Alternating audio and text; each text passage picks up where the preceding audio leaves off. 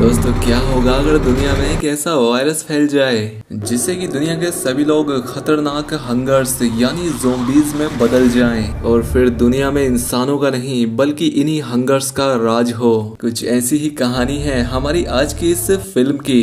तो दोस्तों इन ज़ोंबीज ने दुनिया पर कैसे कब्जा किया, चलिए जानते हैं इस कहानी से। कहानी की शुरुआत होते ही हमने मेलिनी नाम की एक लड़की को देखा जो कि एक अंधेरे कमरे में बंद थी और तभी मेलिनी को बाहर से कुछ सोल्जर्स की आवाज आती है जिससे वो अपनी वहीं पर रखी व्हील चेयर पर बैठ जाती है। अब इतने में ही यहाँ पर दो सोल्जर आए जो कि मेलिनी के हाथ पैर और उसके सर को एक बेल्ट से बांध देते हैं। इसके बाद मेलिनी को बाहर ले जाया गया जहाँ पर उसके जैसे और भी कई सारे बच्चे थे। जहाँ पर ये आर्मी सोल्जर इन सभी बच्चों को एक क्लास रूम में ले आए। दरअसल ये एक आर्मी बेस था जहाँ पर की सभी आर्मी ऑफिसर हैं और कुछ बच्चे भी। अब सब बच्चे जब क्लास में बैठ गए तो यहाँ पर एक टीचर आई जिसका नाम था हेलेन। यहाँ पर आकर वो इन बच्चों को पढ़ाना शुरू कर देती है जिनमें की मेलिनी इन सारे बच्चों से सबसे अलग और सबसे पढ़ने में अच्छी थी। क्लास पूरी होने के बाद इन सभी बच्चों को वापस इनकी सेल में छोड़ दिया गया। अब ये बच्चे दिखने में तो काफी शांत लगते थे लेकिन फिर भी या तो इन्हें बांध कर रखा जाता या इनके सेल में या फिर गन पॉइंट पर रात में जो खाना दिया जाता उसमें इन्हें जिंदा कीड़े मिलते जिन्हें कि ये बच्चे बड़े ही मजे से खाते हैं। अब अगले दिन हमें क्लास का सीन दिखाया गया जहाँ पर सभी बच्चे अपनी अपनी स्टोरीज लिख रहे थे। हेलेन पूछती है कि बताओ कौन अपनी कहानी सुनाएगा, जिस पर मेलिनी ने अपना हाथ खड़ा किया और जो कहानी उसने लिखी थी वो उसे सुनाने लगी। हेलेन को मेलिनी की कहानी काफी अच्छी लगती है और वैसे भी हेलेन इसे काफी पसंद किया करती थी क्योंकि मेलिनी सबसे अलग और खास थी। हेलेन ने मेलिनी के पास जाकर उसे शाबाशी दी लेकिन तभी यहाँ पर कैप्टन पार्क आ गया। वो हेलेन से कहते हैं कि तुमने इस लड़की के चेहरे को छुआ, जिस पर हेलेन ने कहा नहीं मैंने इसके सर पर हाथ रखा है। सर्जेंट कहते हैं कि अच्छा तुम्हें दिखाना पड़ेगा, देखो ये कितना खतरनाक है। जिसके बाद वो अपने हाथ को साफ करते हैं। दरअसल उन्होंने अपने हाथ पर एक खास क्रीम लगा रखी थी जिससे इंसानों की स्मेल इन बच्चों तक ना पहुंचे। अब सार्जेंट पार्क अपना हाथ एक बच्चे के सामने रखते हैं और कुछ ही पलों में वो बच्चा बदलने लगता है। वो दांत किटकिटाने लग रहा था जैसे वो सार्जेंट पार्क पर हमला करना चाह रहा हो। वो काफी गुस्से में आ गया और धीरे धीरे करके क्लास के लगभग सभी बच्चे इसी तरह की हरकतें करने लगते हैं। सार्जेंट पार्क अपने हाथ पर दोबारा क्रीम लगाते हुए हेलेन से कहता है कि देखा क्या हो सकता है और इसके बाद वो यहाँ से चले गए। क्लास खत्म होने के बाद जब मेलिनी को उसके सेल में ले जाया जा रहा था तो वहाँ पर सार्जेंट पार्क आया। मेलिनी ने कहा कि अगर मेरे पास कोई ऐसा डिब्बा होता जिसमें दुनिया के सभी शैतान होते तो मैं उसमें तुम्हें भी डाल देती और ढक्कन हमेशा के लिए ऊपर से बंद कर देती। सार्जेंट पार्क को इस बात पर बहुत गुस्सा आया और वो मेलिनी के हाथ पैर बंधे हुए छोड़कर ही यहाँ से चले गए। वही रात में जब हेलेन उस जगह से गुजरती है तो वो देखती है कि मेलिनी को उसके सेल में बंधा हुआ छोड़ दिया गया है। उसने आवाज भी लगाई लेकिन वहाँ पर कोई सोल्जर नहीं आया, इसीलिए हेलेन को ही अंदर जाना पड़ा। जिसके बाद वो मेलिनी के हाथ पैर खोलने लगी और जब वो उसके हाथ पैर खोल रही थी तो उसकी बॉडी की खुशबू से मेलिनी को कुछ होना शुरू हो जाता है। हालांकि वो खुद पर कंट्रोल करती है लेकिन वो खुद पर कंट्रोल नहीं कर पा रही थी, इसीलिए उसने हेलेन को चीख कर कहा कि तुम यहाँ से बाहर चली जाओ। ये कहते हुए ही उसने हेलेन पर हमला कर दिया लेकिन सही वक्त पर हेलेन वहाँ से बाहर निकल आई। उसके पास जो क्रीम होती है वो जल्दी से अपने चेहरे और हाथों पर लगाती है ताकि मेलिनी को उसकी खुशबू ना आए और वो शांत हो जाए। अगली सुबह सार्जेंट पार्क एक बार फिर से मेलिनी के पास आए और वो उसे क्लास रूम में ना ले जाकर बाहर पार्क में ले आते हैं। बाहर दिखाया गया कि वहाँ पर लोहे के बड़े बड़े फेंस लगे हुए हैं और तारों के दूसरी तरफ बहुत सारे ज़ोंबीज हैं जिन्हें की हंगर्स कहा जाता था। आर्मी वाले लगातार उन पर गोलियां चलाने लगे। दरअसल ये वो वक्त था जब अर्थ पर पैरासिटिक फंगस फैल गया है। इस फंगस की वजह से इंसान ज़ोंबीज में बदल गए जिससे इनकी सोचने समझने की क्षमता खत्म हो गई और जब ये ज़ोंबी किसी को काट लेते हैं तो वो भी इन्हीं की तरह हंगर बन जाता है। इसके बाद मेलिनी को एक लैब में लाया गया जहाँ पर वो देखती है कि एक जार के अंदर एक बच्चे का दिमाग रखा है जिस पर कि नंबर 13 लिखा हुआ है। दरअसल ये बच्चा भी इसी की क्लास का था लेकिन अब वो क्लास में नहीं आता था। मेलिनी भी समझ गई कि उस बच्चे का दिमाग इस लैब में टेस्ट किया गया यानी कि अब वो इस दुनिया में नहीं है। यहाँ पर डॉक्टर कैरोलाइन और उसकी एक असिस्टेंट होती है जो कि मेलिनी को एक नींद का इंजेक्शन देने लगी लेकिन इससे पहले वो मेलिनी के दिमाग का ऑपरेशन कर पाते यहाँ पर हेलेन आ पहुंची जो कि वहीं पर रखा एक सिलेंडर उठा लेती है और डॉक्टर से कहती है कि तुम्हें मेलिनी को छोड़ना होगा।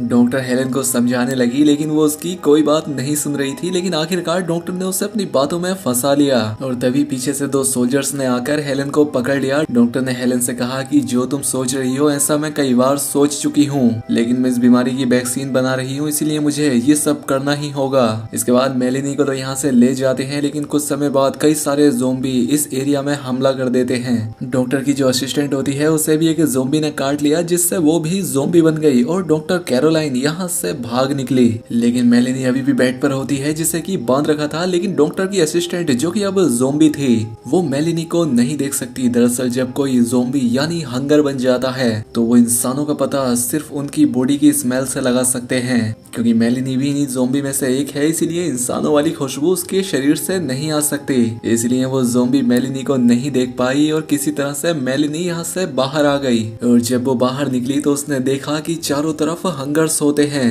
जो कि यहाँ सोल्जर्स पर हमला कर रहे थे। सोल्जर भी उन्हें मार रहे थे। तभी उसने हेलन को देखा जिसे कि 2 आर्मी ऑफिसर्स ने अभी भी पकड़ रखा था। और जब हेलन उनसे छूटने की कोशिश करती है तो वो हेलन पर हमला करने लगे। मेलिनी ने जब ये देखा तो उससे बर्दाश्त ना हुआ और उसने इन दोनों सोल्जर पर हमला कर दिया। इसने उन्हें वाइट कर लिया और इसके बाद वो खुद भी बेहोश हो गई। हेलन ने मेलिनी को अपनी गोद में उठा लिया। उसके चारों तरफ ज़ोंबीज थे और जैसे ही हंगर्स हेलन पर हमला करने ही वाले होते हैं कि यहाँ पर एक आर्मी की गाड़ी आ गई। हेलन मेलिनी को लेकर उस गाड़ी में बैठ गई। इस गाड़ी में डॉक्टर भी पहले से ही बैठी थी जो कि वैक्सीन बना रही थी और इस गाड़ी को चला रहे होते हैं सार्जेंट पार्क। बहुत सारे ज़ोंबी इनकी गाड़ी के पीछे अंधाधुंध दौड़ रहे थे, लेकिन जल्द ही ये लोग ज़ोंबीज की पहुंच से बहुत दूर निकल आए। पार्क ने जब पीछे मेलिनी को देखा तो उसने उस पर गन तान दी क्योंकि वो उसे मारना चाहता था। क्योंकि उसने किसी को भी काटा तो वो भी हंगर बन जाएगा, लेकिन इससे पहले पार्क मेलिनी को गोली मारता।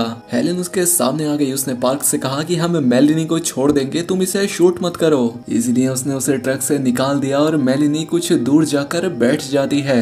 ट्रक में जो डॉक्टर थी वो कहती है कि हमें मेलिनी की जरूरत है, ये हमारा एक सब्जेक्ट हो सकती है, मैं इसके ऊपर रिसर्च करके दवाई बना सकती हूँ। इसके बाद इन्होंने मेलिनी के हाथ बांधकर उसके मुंह पर एक प्लास्टिक का मास्क लगा दिया जिससे वो किसी को काट ना सके और इस तरह से उसे गाड़ी पर बैठाकर आगे निकल जाते हैं। थोड़े सफर के बाद इन्हें पानी की जरूरत पड़ी, इसीलिए ये नदी के पास आ गए। तभी इनके ऊपर कई सारे ज़ोंबीज ने हमला कर दिया और एक ज़ोंबी तो इनके सोल्जर पर बुरी तरह टूट पड़ा।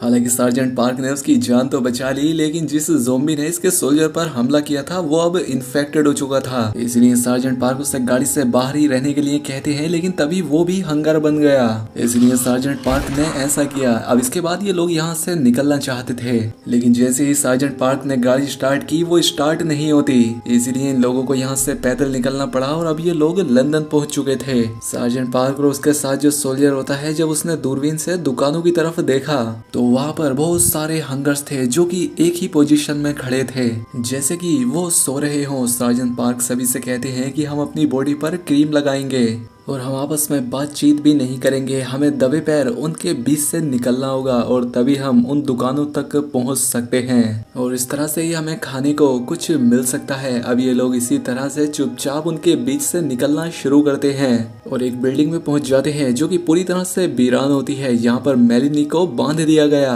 और उसके सामने डॉक्टर होती है। मेलिनी ने डॉक्टर से पूछा, मैं कौन हूँ, कहाँ से आई हूँ मैं। डॉक्टर कहती है कि जब ये वायरस फैला था तो जो लेडी प्रेग्नेंट थी और इन्फेक्शन के बाद जो उनके बच्चे हुए वो तुम्हारे जैसे हुए, यानी तुम्हारे जैसे बच्चे जिनके अंदर सोचने समझने की शक्ति थी, तुम इन्वायरमेंट से रिलेट कर सकते थे और अब तुम ही मेरी आखिरी उम्मीद हो। तुम्हारे जरिए ही मैं वैक्सीन बना सकती हूँ ताकि ये पैरासाइट, ये फंगस जो पूरी दुनिया को मिटा रहा है, इसे रोका जा सके, ताकि मैं उससे सभी को बचा सकूं। खैर अब इसके बाद ये सभी लोग पूरी रात यहीं पर बिताते हैं। अगली सुबह ये लोग यहाँ से निकलना चाहते हैं, लेकिन नीचे बहुत सारे हंगर्स हैं जो कि सब के सब स्लीपिंग मोड में थे।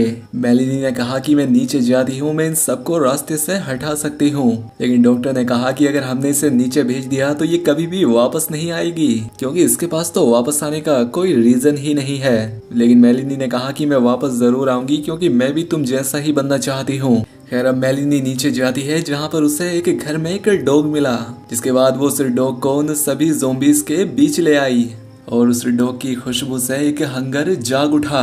फिर मेलिनी ने उस डॉग को छोड़ दिया, जिसके बाद सभी हंगर्स उसकी खुशबू से उसके पीछे चल पड़े और इस तरह से रास्ता पूरी तरह से साफ हो गया। अब ये सभी लोग वहाँ से नीचे आ गए और आगे बढ़े। अब आगे बढ़ते हुए इन्हें हंगर्स की बहुत सारी डेड बॉडीज मिलती हैं। इन बॉडीज के अंदर से बहुत सारी बेलें निकल रही थी, जिन्होंने की एक पूरी बिल्डिंग को कवर कर रखा था। डॉक्टर ने बताया कि ये फंगस की लाइफ साइकिल का दूसरा स्टेज है। दरअसल इन बेलों में बहुत सारे बीज भी होते हैं। डॉक्टर ने बताया कि ये बीज जल्द ही हवा में घुल जाएंगे और इसके बाद पृथ्वी से इंसानों का पूरी तरह से खात्मा हो जाएगा। यहाँ पर इन्हें आर्मी की एक मोबाइल लेबोरेटरी भी मिली, जो कि पूरी तरह से सोलर सिस्टम से चलती थी। और आज की रात ये सभी लोग इसी जगह पर रुके। अब क्योंकि ये भूखे थे तो इन्हें खाने का इंतजाम करना था। सार्जेंट पार्क के साथ जो आखिरी सोल्जर बचा था वो कहता है कि मैं खाने का इंतजाम करके आता हूँ, और फिर वो लैब से बाहर निकल गया। मेलिनी भी यहाँ पर भूखी थी। वो कहती है कि मैं तुम्हें स्मेल कर सकती हूँ, मुझे खाना चाहिए, इसलिए उसे छोड़ दिया गया। मेलिनी ने बाहर जाकर कुछ खा लिया और तभी उसे कुछ आवाजें आई। वो एक घर के अंदर जाती है, जहाँ उसने देखा कि वहाँ पर उसी की तरह कई सारे बच्चे हैं, यानी कि हंगर्स की सेकंड जनरेशन। वहाँ पर एक बच्चा इस लड़की को देख लेता है और अपने बाकी साथियों को इशारा करता है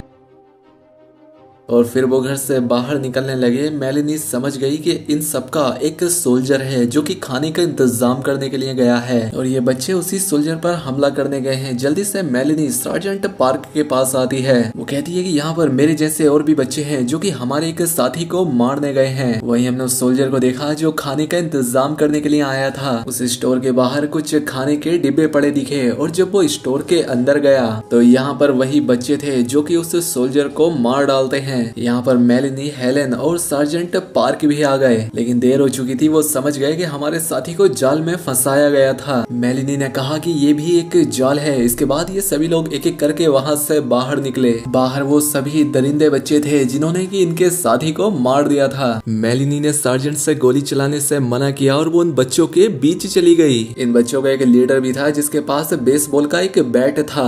मेलिनी उससे लड़ती है और बहुत ही चालाकी से जो उसके पास हथकड़ी थी उससे लीडर को पहना देती है और उसे बांधने के बाद उसी के बेसबॉल बैट से उसे मार डालती है। अब ये देखकर जो बाकी बच्चे थे वो सब मेलिनी से डरने लगे थे और इस तरह से मेलिनी अपने साथियों को बचा लेती है, जिसके बाद ये सभी लोग फिर से लैब में आते हैं। यहाँ आकर इन्होंने देखा कि डॉक्टर ने अपने मुंह पर एक मास्क पहनकर चारों ओर एक गैस फैला दी है, जिस वजह से ये तीनों लोग बेहोश हो जाते हैं। दरअसल वो डॉक्टर किसी भी तरह से मेलिनी का दिमाग और स्पाइन निकालना चाहती है ताकि वो दवा बना सके, पर मेलिनी पहले से ही होश में थी। वो डॉक्टर से कहती है कि मैं तुमसे बहुत ही ज्यादा एडवांस्ड हूँ, अगर तुमने कुछ भी करने की कोशिश की तो मैं तुम्हें काट लूंगी और तुम भी हंगर बन जाओगी। डॉक्टर से समझाती है कि मैं तुम्हारे जरिए वैक्सीन बनाना चाहती हूँ और तुम ऐसा बिल्कुल नहीं चाहोगी कि हेलेन जिसे तुम प्यार करती हो वो आगे चलकर कोई मॉन्स्टर बन जाए। मेलिनी ने कहा कि नहीं, इसलिए डॉक्टर ने उससे कहा तब तुम्हें अपना सेक्रीफाइस करना होगा। मेलिनी तैयार भी हो जाती है, लेकिन उसने डॉक्टर से एक सवाल पूछा, क्या हम जिंदा हैं? डॉक्टर कहती है कि हाँ तुम जिंदा हो। मेलिनी समझ गई कि आने वाली जनरेशन उन्हीं की दुनिया की होगी, ना कि इंसानों की, क्योंकि इंसान खत्म होते जा रहे हैं। साथ ही फंगस का अगला स्टेज जो कि बहुत जल्द हवा में फैल जाएगा, जिससे बचे कुछ इंसान भी खत्म हो जाएंगे।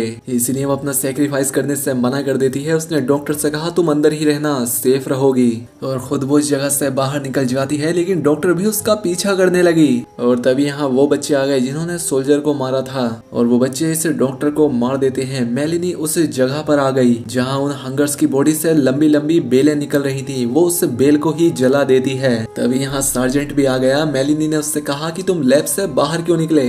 मैंने तो दरवाजों को एयर टाइट लॉक किया हुआ था। सार्जेंट कहता है कि मैं तुम्हारी तलाश में आया था। अब क्योंकि मेलिनी ने यहाँ सब कुछ जला दिया था, इसलिए हवा पूरी तरह से इन्फेक्टेड थी, इसलिए सार्जेंट भी इन्फेक्टेड हो गया। वो जल्द ही ज़ोंबी बनने वाला था, इसलिए वो मेलिनी को गन देते हुए कहते हैं कि मैं इंसान की तरह मरना चाहता हूँ, तो ये लो इज्जत बख्शो मुझे। मेलिनी भी उसकी बात मान गई और सार्जेंट को शूट कर देती है। वहीं लैब का सीन दिखाया जहाँ पर हेलेन होश में आती है। वो बाहर का नजारा देखकर पूरी तरह से हैरान हो गई। आई और अगले दिन वो उन सभी बच्चों को यहाँ ले आई जो कि सेकेंड जनरेशन थे, जो कि मेलिनी ही जैसे थे। अब वो इन सबको कंट्रोल करती है। दरअसल इन बच्चों ने कभी इंसानों से बात नहीं की, इसलिए इन्हें उनकी भाषा भी नहीं आती और हेलन लैब के अंदर से ही इन सभी बच्चों को पढ़ाना शुरू कर देती है, जिस तरह से उसने मेलिनी को पढ़ाया था, ताकि इन सभी बच्चों को बोलना, चालना, रहना, सहना और जिंदगी के सभी तौर तरीके आ सके, क्योंकि आने वाली दुनिया इंसानों की नहीं बल्कि इन्हीं तरह के हाइब्रिड हंगर्स की होगी।